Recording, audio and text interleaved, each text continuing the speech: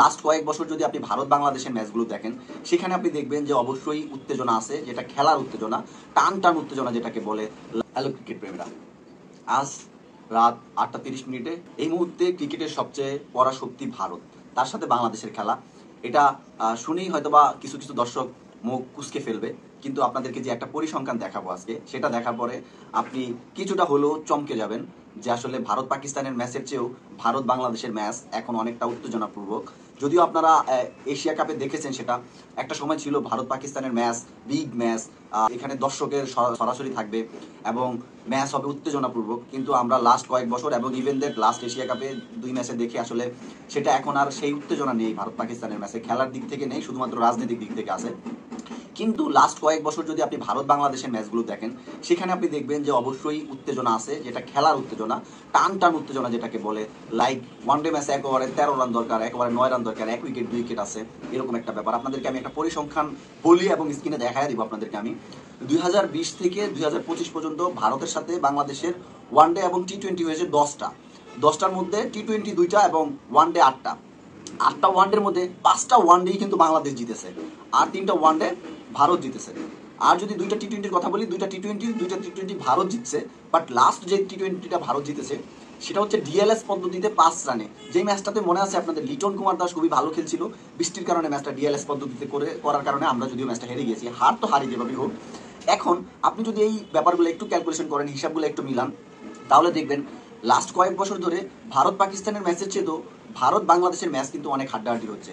এবং এশিয়াতে আমি মনে করি যে ভারতের একমাত্র প্রতিদ্বন্দ্বী হিসেবে যদি আমরা বিশেষ করে মনে করি, ভারত হয়তো এটা মনে করে না, বাংলাদেশ।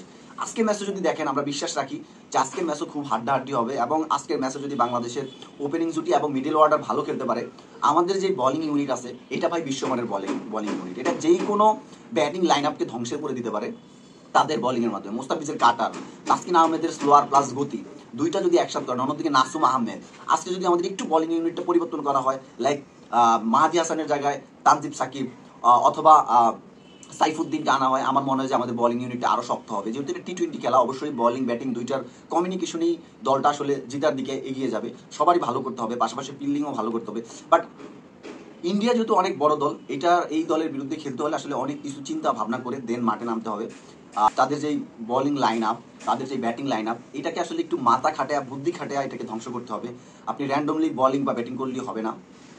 অন্যদিকে যেই ব্যাপারটা, এই ম্যাচটা যদি আমরা জিততে পারি, আমাদের কিন্তু এশিয়া কাপের ফাইনালে যাওয়াটা সো ইজি হয়ে যাবে।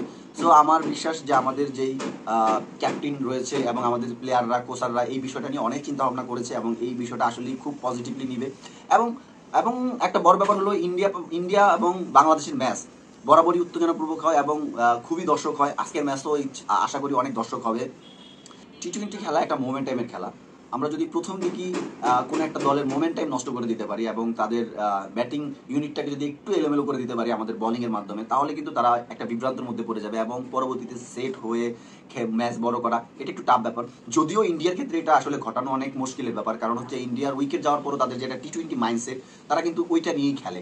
আপনি যদি লাস্ট ইন্ডিয়ার সাথে পাকিস্তানের ম্যাচটার কথা চিন্তা করেন, ইন্ডিয়া কিন্তু প্রথম 8 ওভারের মতো বলেই হচ্ছে তারা 100 মতো রান করে ফেলছে, যেটা তাদের পরে হচ্ছে 6-7 রানের দরকার, কিন্তু তারা ওই রকম চিন্তা করে খেলেনি। তারা হচ্ছে টি-20 যেটা খেলা দরকার, এক্সাক্ট টি-20, তারা কিন্তু সেটাই খেলে। সো তাদের আজকের ম্যাচও এরকম মাইন্ডসেট থাকতে পারে। এবং অন্যদিকে বাংলাদেশের জন্য একটা প্লাস পয়েন্ট কিন্তু আছে, সেটা আমার ব্যক্তিগতভাবে মনে হয়। ইন্ডিয়া চাইবে যে ইন্ডিয়া তো অবশ্যই ফাইনালে যাবে এশিয়া কাপের, ইন্ডিয়ার যাতে ফাইনালের প্রতিপক্ষটা সহজ হয়। সেক্ষেত্রে কিন্তু এখন প্রতিপক্ষ হওয়ার 2টা সুযোগ, পাকিস্তান আর এটা হচ্ছে বাংলাদেশ। সো ইন্ডিয়া আমার মনে হয় যে পাকিস্তানের চেয়েও বেশি চাইবে যে বাংলাদেশ তাদের প্রতিপক্ষ হোক, কারণ বাংলাদেশকে পাকিস্তানের চেয়েও ইজিলি তারা হয়তো বা হারাতে পারবে, এরকম চিন্তা ভাবনা তাদের থাকবে। সেই হিসাবে হয়তো আজকের ম্যাচটা আমাদের জন্য একটা প্লাস পয়েন্ট হতে পারে অথবা সুযোগ হতে পারে। আপনি কিভাবে দেখছেন অবশ্যই কমেন্ট সেকশনে জানাবেন এবং আপনার আজকের দল নিয়ে মতামত কি সেটাও কমেন্ট সেকশনে জানাবেন এবং কি পরিবর্তন চান। সবাই ভালো থাকবেন, দেখা হবে অন্য কোনো ভিডিওতে।